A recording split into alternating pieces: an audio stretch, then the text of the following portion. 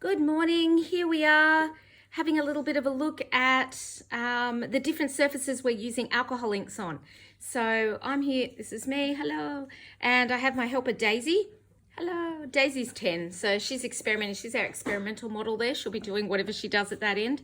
First of all, I wanted to look at, we're all used to using alcohol inks on Yupo, which is fabulous stuff. I can't get it in Australia at the moment. I'm really struggling to find a supplier for it. So it's been forced me to go and have a look at different stuff. So I'm looking at some photo paper today. So this one is a generic brand I picked up from Aldi, and the good thing about it is you can use both sides. When I go on YouTube and have a look at videos, I've noticed a lot of people say the shiny side's not the side to use with alcohol inks, it's the other side. So I was like, ooh, have to experiment with that.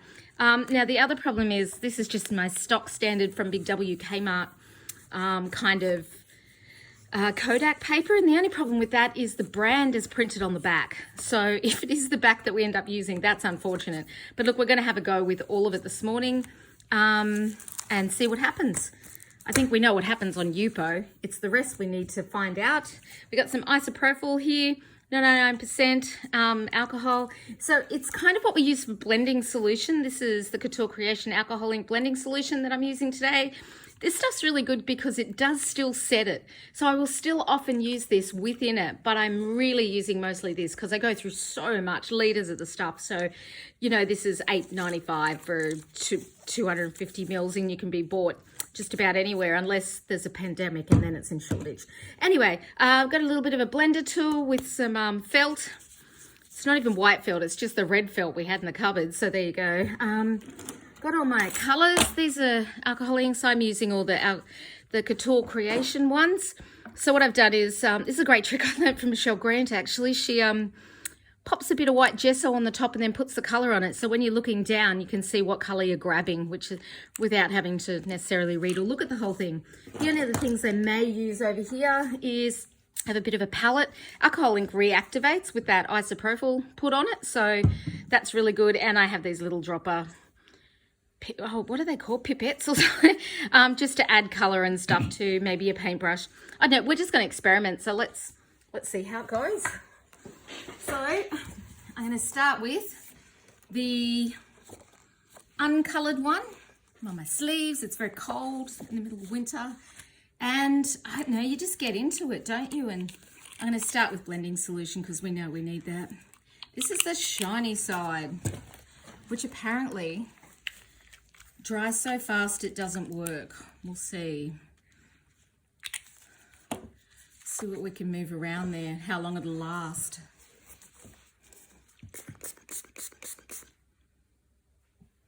It's certainly not going to move like it does on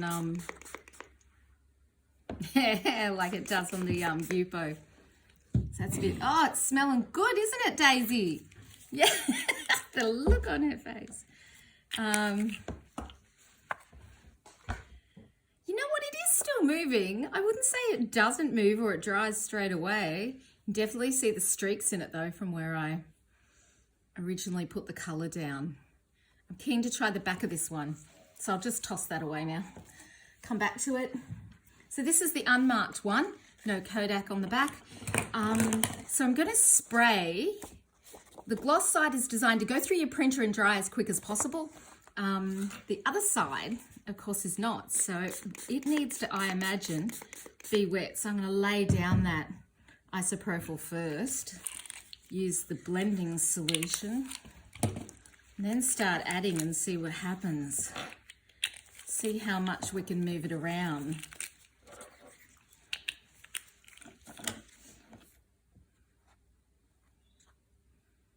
No, I'm not seeing a lot of bleed. So, I mean, I guess the big question is how much can the back of this photo paper actually absorb before it's fully absorbed and happy to let things slide around, being the plastic coating on the front is really what it's moving on underneath. It's still really absorbing where I put the ink down. Potentially I need to spray a bit more. Okay, I think we're going to try that again. Here we are, this is the back side of it.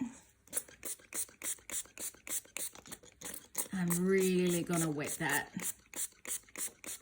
I might let that sink in while we all get high on the fumes. Daisy, feel free to jump in and experiment. All right, we'll do a bit more of a traditional drop. Put some blender on there. Don't forget the blender has the fixative in it, so that always finishes it better.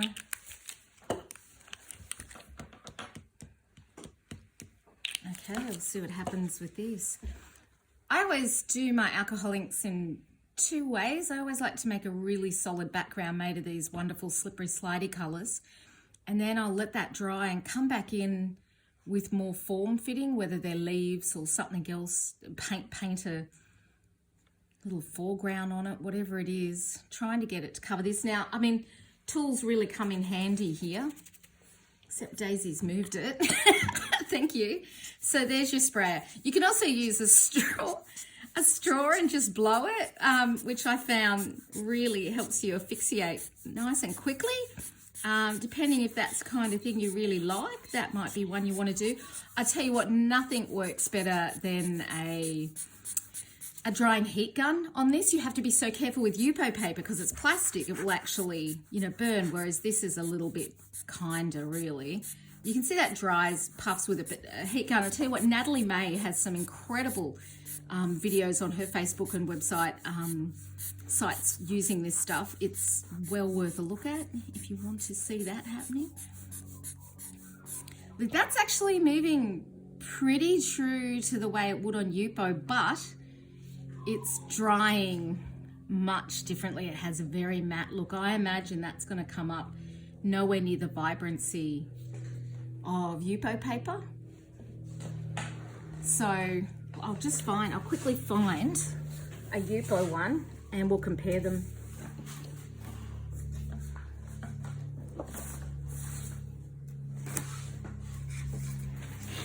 So here's some similar colours on Yupo.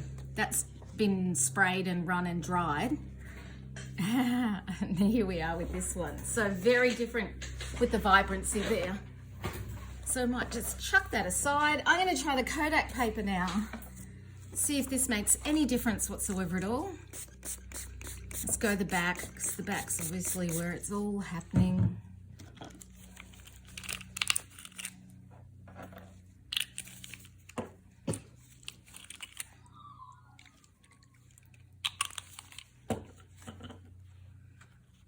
On Yupo paper, you really only need like colour in the centre, and usually it will actually pull out and disperse really easily itself. But this one does not have that blending capability.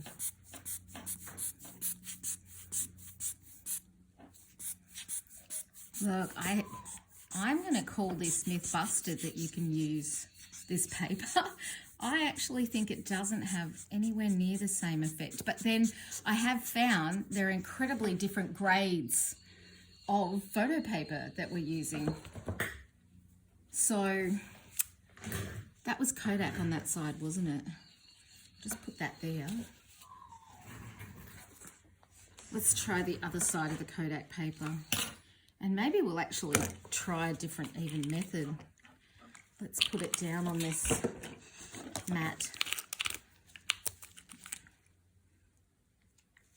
and suck it up this way.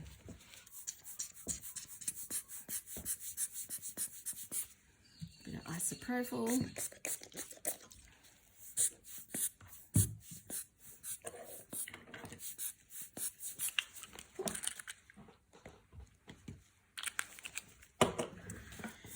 So this is just another way of doing it, really prepping it on the... This is great on Yupo. I must admit, this is probably my favourite effect on actual Yupo, but I'm going to put it on the... This is the shiny side of this Kodak paper I'm using. Oh, not bad. Dip a few more in there.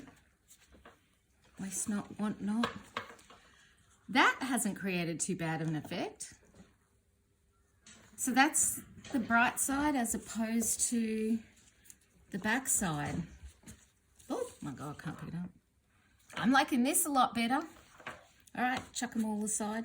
Let's do another. I'm going to try the front of that Kodak paper again.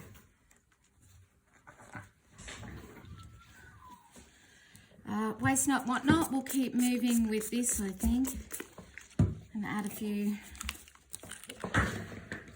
That's some green and a bit of yellow. I might just line these up so you can see the colours I've used at the end.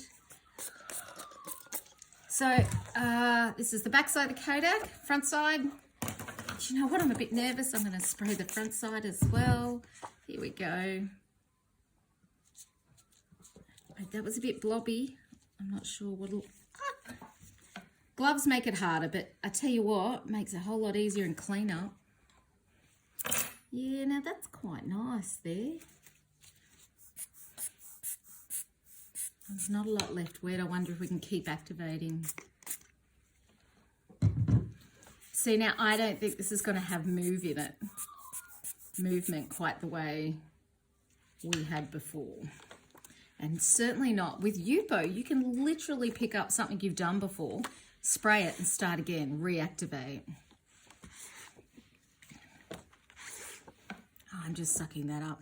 Look, this, I think this creates a fairly interesting background in and of itself, but it's not going to move or work the same way as the Yupo is. So, for example, we're going to need, tissues. Daisy, my lovely assistant, go get me some tissues. What I might do is I'll grab an actual Yupo one I've done, clean off, and wipe that on some tissues. And that's as easy as getting alcohol ink off. Actually, I did see Natalie May had a great idea. She was using puppy training pads underneath, so anything she spilt around the edges got absorbed just like that, and you could wrap it all up and throw it, which was another brilliant idea, I thought. So, here's a Yupo one I've done before. Now, you can just see, as lovely as this effect we did on the front of, I'm surprised that Kodak paper has impressed me. I like that. This is the front of the Kodak paper. Now, that's not going to move again. Doesn't matter how much I spray it. It's done. It's dried on that glossy side and it's over. But Yupo, that's not true for. So this Yupo one I did a while ago. Once I start spraying, we can reactivate, and that's just the isopropyl. And it will start moving all over again. The more I just kill Daisy with isopropyl spray, and the more I want to move that, the more I can move those colours anywhere I like. Putting on blending solution helps again. Some of it will stay fairly stuck because I do use that blending solution, which does have a render in it that helps it set better. But as you can see, with enough effort, you will reactivate Yupo on Yupo. And Yupo is plastic. We call it paper, Yupo paper, but it's not at all. It's a thin sheet of plastic you can work with, which is a stunner. So, yeah. I don't think we're going to get that effect with the other, but we can give it a try. Here we are back at, we did the back of the, it's interesting on the front, we used the back of the gloss generic one, and that is really, really quite washed out compared to the Yupo, which keeps it sitting up there. And that's what you're using alcohol inks for, isn't it? This beautiful shine rather than this dullness here. So this is a front side. Do you know what? I may have to eat my words. The front side has turned out quite vibrant, really. If I'm going to compare that to, say, another Yupo sheet. They were muted tones, but that's not bad. I'll tell you what I might do is spray this again and see if it reactivates. So this is the shiny side of the Not Kodak paper, the one I bought from Aldi. That's, yeah, I think that's done. I don't think that's ever going to reactivate. Yeah, that ship sailed there. Although it did pink up the edges. Mind you, this has come out quite vibrant. So that's the front of the generic brand from Aldi. This is the front of the Kodak paper. As much as my online research told me, no, don't worry about it. You use the back of the photo paper. I think it's actually going to depend on the paper and obviously the absorbency of what's going on the back. But this hasn't worked out too bad. So depending the background effects you're hoping to get with what you're doing, background for cards or something you can make dies out of, I think the photo paper is a winner, but on the gloss side, not the other side. The other side looks terrible. That's the back side of them. Oh, look, depending on what you want, really, isn't it? Maybe that is what you want. Now, that's the back side I put it on, but look at what it's done to the front. I think there's a lot to be done here. The real difference, though, is photo paper here in Australia is very much available at Aldi, at Big W, or anywhere you want, and you can, it's affordable and findable. So good luck. Have fun with that. Thanks for watching.